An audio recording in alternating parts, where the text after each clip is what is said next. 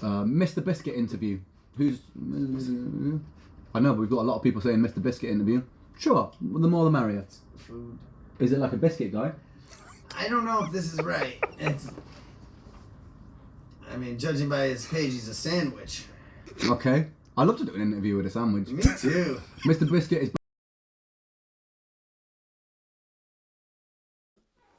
The channel is MrBiscuitSpeaks. The time has finally come. And look, you know, I've been looking forward to this one all week, ever since I saw the live. And, you know, I was just like the rest of you guys. I assumed that we were going to see an entire song, and instead he gave us a little taste and told us to wait. Rin wants to make America wait again.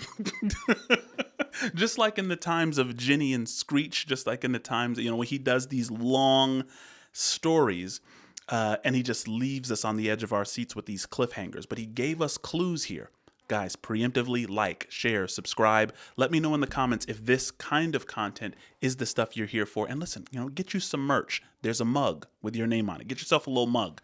You know, support the channel any way you can, guys. I truly appreciate it. With no further ado, let's get into this one. This is Vincent's tale, Sunflowers. Tragic scenes last night in London. A 14-year-old girl was found dead from a fatal stab wound. Her attacker, a 14-year-old boy, is in critical condition after a violent altercation with a police officer. Over to reporters on the ground for more. Wait a second. Is that implying that Ginny is still alive? Police officer. Over to reporters on the ground for more. Condition after her attacker, a 14-year-old boy, is in critical condition after a violent altercation with a police officer. Over to reporters on the ground for more. So critical condition seems like Screech is still alive. And listen, I know that, you know, Rin said on his Twitch, Screech is dead. Definitely dead. So, you know, I wonder if that comes later because critical condition isn't dead. So I don't know. Listen, guys, I don't know. I just listening. Oh, such a beautiful shame. The sunflowers will when the skies do not rain. It's a story I'm sure we all know. It's a moment of madness inside of the woes. We all fall down in London town, shaky ground. Guys, I'm always gonna say this. I think I've said it twice already. If Disney does a remake to the movie A Nightmare Before Christmas and casts Rin as Jack Skellington, this will be the highest grossing film in the history of Disney movies. Because I believe that Rin is, he just embodies everything. You know, guys, tell me if you agree or disagree in the comments. I want to see that happen, personally. Imagine Rin singing Jack's Lament, right? He's like, was something inside of my bones and mind these empty tears. Rin would sound crazy on that. What? And then maybe put a beat on it. Fire. Just my imagination. Well, I'm going to rewind it just a little bit. As we all fall down in London town, shaky ground carries me. Whoa, rains down, blindingly loud, never surrender.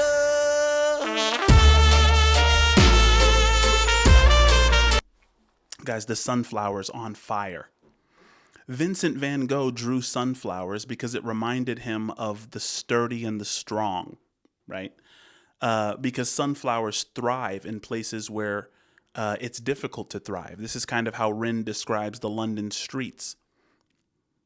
He talks about it in Bittersweet Symphony. Look at the bittersweet image that we're looking at, right? Something that you consider beautiful. Vincent van Gogh considered sunflowers beautiful, and yet they're on fire.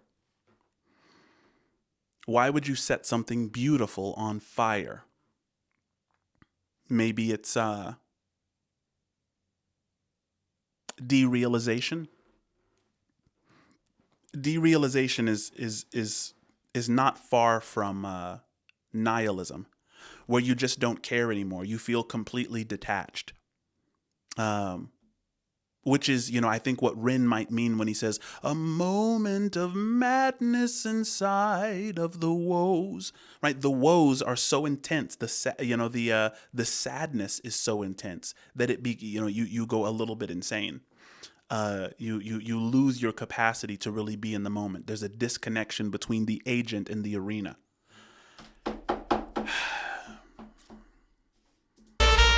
I'll wind it just a little bit, guys. That's so fire.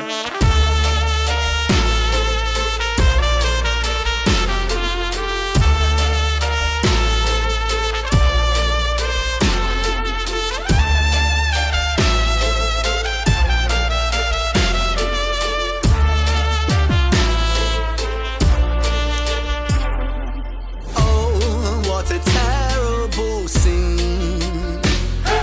Here lie the corpses of corporate machines, planting seeds where the grass never grows. Here lie the corpses of corporate machines. See, this is the thing. Rin really, really gets deep. Is he saying that Jenny and Screech are symbolic of a higher idea? I mean, of course they are. But he says, here lie the corpses of corporate machines planting seeds where the grass never grows. How do corporate machines plant seeds where the grass never grows? Because they plant desire where there used to be contentment. Remember, Rin said, he sells seashells by the seashore. The money game. I think it's Money Game Part 2, which says, make them really feel like they want it, really fucking want it, right? He's like, make the people feel like they want the thing that you make, right? Even if it's useless, even if they were content before. The money game requires making you feel like you want this thing I have, even though you don't need it. That's how these corporate machines plant seeds where the grass never grows. How? Leave it in the comments. How might Jenny and Screech be symbolic of this higher narrative that Rin is trying to describe, where here lie the corpses of corporate machines? I remember at the end of Money Game Part 1, because in Money Game Part 1, Rin represents the corporation, and the guy playing the guitar with his head covered in a bag. I don't know, guys. I'm still theorizing on this stuff. Machines planting seeds where the grass never grows. Right. But the grass, it stays greener in places unknown as we all fall down.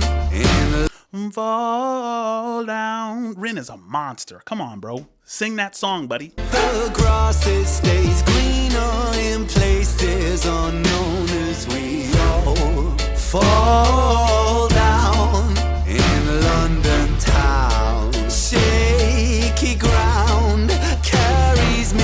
Whoa, rains down blindingly loud. Never surrender.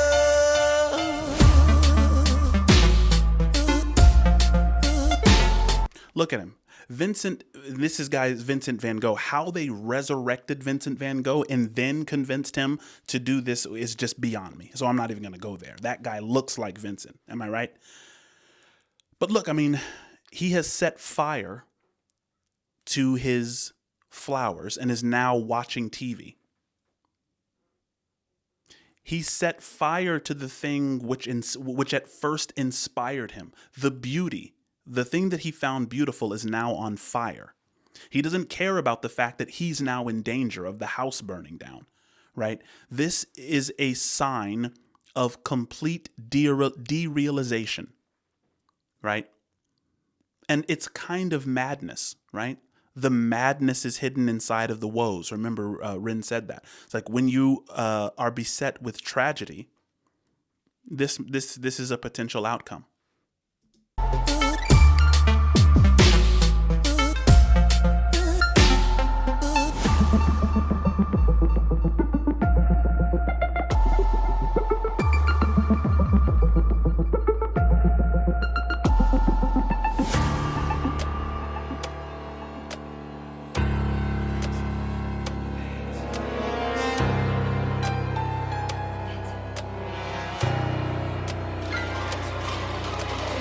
You hear that whisper, Vincent, Vincent, Vincent.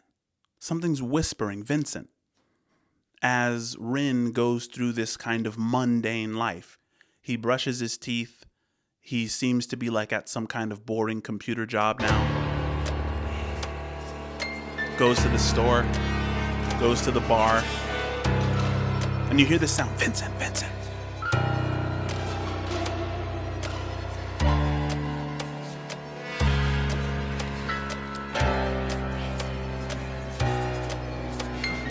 Guys, listen.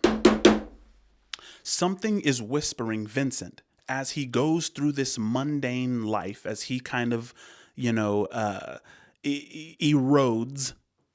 from the derealization, which occurs as the result of tragedy or whatever it is, or the corporate machines just trying to kind of put you in whatever makes you end up in this kind of cycle of doing things you hate. There is this whisper inside saying, Vincent, Vincent, Vincent. Something is trying to awake the artist. Vincent is the artist. So as he's going through this mundane life, this repetitive cycle that just gets worse and worse, it's a reciprocal narrowing process, which just kind of leads to hell. Something is whispering Vincent, trying to awake the artist. Vincent is the artist.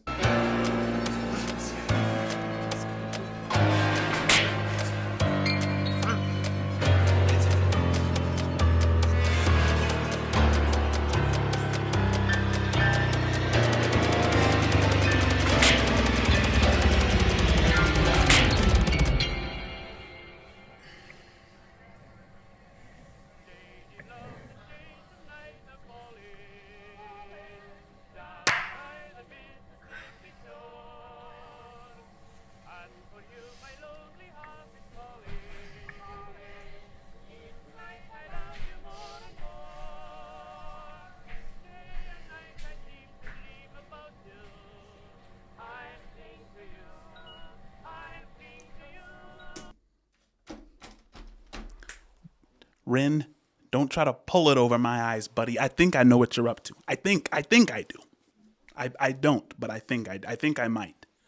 That little song, that little creepy 60s song, the yours are calling, I sing to you, I cling to you, every night I dream of you. Maybe that's his response, right? And why use that old song, that old 50s, 60s jingle, right? Why go back to a classic? He's talking about returning. He wants to return somewhere and get out of this mundane loop that everyone seems to be in because of the corporate machine.